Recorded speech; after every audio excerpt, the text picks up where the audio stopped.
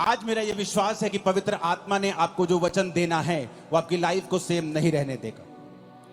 सब कैमरास, फालतू ड्रोन सब बंद कर दो और सिर्फ अपना ध्यान परमेश्वर के वचनों की ओर लगाओ।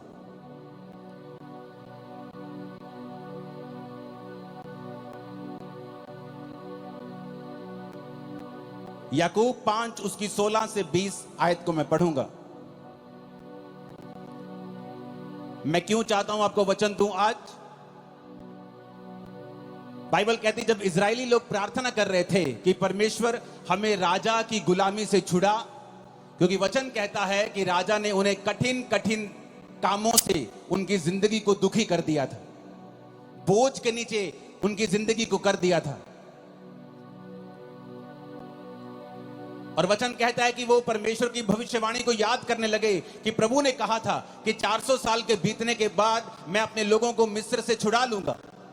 वो प्रार्थना करने लगे जब 430 साल बीत गए, जब भविष्यवाणी पूरी नहीं हुई, क्योंकि वो नहीं जानते थे कि कोई भी भविष्यवाणी अपने आप पूरी नहीं होती जब तक आप उस भविष्यवाणी के विषय में प्रार्थना नहीं करते या काम नहीं करते।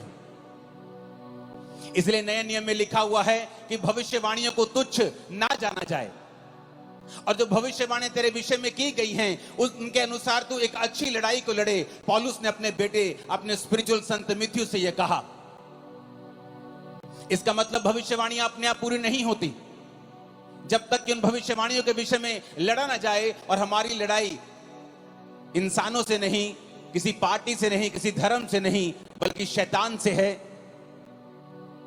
और हम परमेश्वर के सामने भी प्रार्थना में लड़ते हैं जिस तरह याकूब लड़ा था और जीत गया था। तो वचन कहता है कि हमें प्रार्थना करना जरूरी है, और उन भविष्यवाणियों के विषय में जो हमारे लिए की गई हैं उनके लिए भी हमें लड़ना जरूरी है, यानी प्रार्थना में फाइट करना जरूरी है। तो वचन कहता है कि जब वो फंस गए वहां पर, उन्होंने प्रार्थना करनी शुरू की। जब उन्होंने प्रार्थना करनी शुरू की तो परमेश्वर ने अपने दास को भेजा, उन्होंने मूसा को भेजा। और बाइबल कहती है मूसा के वचनों के ऊपर जिन्होंने मन लगाया और यह विश्वास किया कि मूसा अपने आप से नहीं आया है, मूसा परमेश्वर की ओर से आया है, और जो परमेश्वर की ओर से यह वचन कहेगा हम उस वचन के ऊपर यकीन करेंगे और हमारी जिंदगी सेम नहीं रहेगी और हम गुलामी से छुड़ाए जाएंगे। वो गुलामी चाहे बीमारी की हो, वो गुलामी चाहे शैतान की हो, वो गुलामी चाहे मानसिक हो, डिप्रेशन की हो, वो गुलामी किसी भी तरह की हो सकती है आपकी लाइफ में। लेकिन वचन ये कहता है कि जब आप परमेश्वर के वचन को सुनते हैं और फैसला कर लेते हैं कि आज से मैं अपना दिल दिमाग परमेश्वर के वचनों के ऊपर लगाऊंगा, तो वचन कहता है वो गुलामी नहीं रहती। परमेश्वर आपको बंधनों से छुड़ाता है और गुलामी से छुड़ाता है। और उस वचन को जो उसने मूसा को दिया था और लोगों को छुड़ा लिया था, आज मेरा विश्वास है कि परमेश्वर जो वचन आपके लिए देने वाले हैं वो पूरी तरह से आपको और आपके परिवार को छुड़ा लेगा। इस मसीह जिंदगी में क्या सबसे ज्यादा जरूरी है, क्या है सबसे ज्यादा इंपॉर्टेंट हमारी लाइफ में? आज जितने क्रूसेड्स आज तक मैंने किए हैं, मैं one of the most important word मैं आज आप लोगों के लिए लेके आया हूं। कल रात से मैं परमेश्वर की प्रेजेंस में था, अपने परिवार के साथ नहीं था, और प्रभु से कह रहा था कि परमेश्वर तेरा आत्मा मुझ पे जाहिर करे कि तू अपने लोगों से क्या कहना चाहता है। तो वचन कहता है याकूब 5 उसकी 16 से 20 आयत में, इसलिए तुम आपस में एक दूसरे के सामने अपने अपने पापों को मान लो और एक दूसरे के लिए प्रार्थना करो जिससे चंगे हो जाओ। धर्मी जन की प्रार्थना के प्रभाव से बहुत कुछ हो सकता है। एलिया भी तो हमारे समान दुख सुख भोगी मनुष्य था, और उसने गिड़गिड़ाकर प्रार्थना की कि मेह ना बरसे, तो 3.5 साल बारिश यानी मेह नहीं बरसा। फिर उसने प्रार्थना की, आकाश से वर्षा हुई और भूमि फलवंत हुई।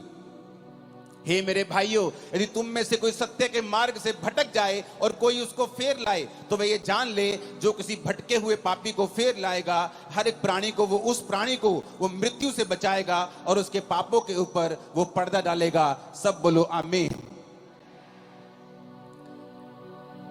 एक डेविड नाम का व्यक्ति जिसके अंदर इंडिया को बचाने का बोझ था, जब वो इंडिया में आया तो उसको भाषा नहीं आती थी, लेकिन वो एक बात जानता था कि वचन कहता है कि प्रार्थना के प्रभाव से बहुत कुछ हो सकता है। एलिया भी तो हमारे समान दुख और सुख भोगी मनुष्य था, क्योंकि जिनकी जिंदगियों से मिरेकल्स होते हैं या जिनकी लाइफ में मिरेकल होते हैं, लोगों को लगता है कि शायद ये आसमान से उतरा हुआ पुरुष है कोई, इसलिए इसके जब ये प्रचार करता है या ये प्रार्थना करता है, लंगड़े चलते हैं, शायद ये स्वर्ग से उतरा है। लेकिन वचन ये कहता है, क्या फर्क था एक आम व्यक्ति में और एक एलिया में?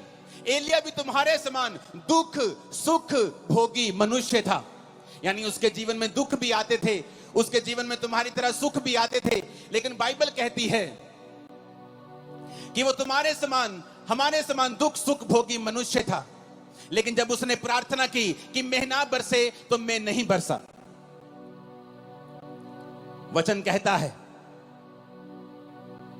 पिछली स्क्रीन को एक जैसा करना, कोई फालतू सिग्नल मत देना पिछली स्क्रीन के ऊपर। जैसे बीच की स्क्रीन है सब तरफ वैसे ही कर दो, नहीं तो बंद कर दो और कुछ कर दो। अपने पड़ोसी को बोलो, ध्यान से सुन, आज तेरी जिंदगी बदलने वाली है। जब वो परमेश्वर का दास डेविड इंडिया में आया, उसे भाषा नहीं आती थी। उसने कहा, कोई बात नहीं, अगर मुझे भाषा नहीं आती तो परमेश्वर तो मेरी प्रार्थना को सुन सकता है। वो कबीले में गया जहां लोग उसके खिलाफ हो गए, वो प्रार्थना करने लगा और उसने अपना जीवन प्रार्थना वाला कर लिया और घुटनों पे आकर रोज घंटों घंटों वो प्रार्थना किया करता था। एक दिन उस कबीले वाले ने सोचा कि ये फॉरेनर हमारे धर्म को बदलने के लिए आया है, जबकि वो ये नहीं जानते थे कि प्रभु यीशु मसीह धर्म को बदलने के लिए नहीं, वो जीवन को बदलने के लिए आए थे। जब उसने लोगों ने देखा कि ये धर्म बदलने के लिए शायद आया है, तो बहुत से कबीले इकट्ठे होकर उसे मारने के लिए गए। जब उसे मारने के लिए गए, जहां जंगल में वो प्रार्थना कर रहा था, उसके सामने खड़े हो गए और जब उसे मारने लगे तो सांप उन लोगों के सामने आ गए और सांपों ने उन लोगों को इस डेविड को मारने नहीं दिया। डेविड बहुत लंबा समय नहीं जिया, जल्दी खुदा के पास गया, लेकिन उसकी सेवकाई एक प्रार्थना की सेवकाई थी।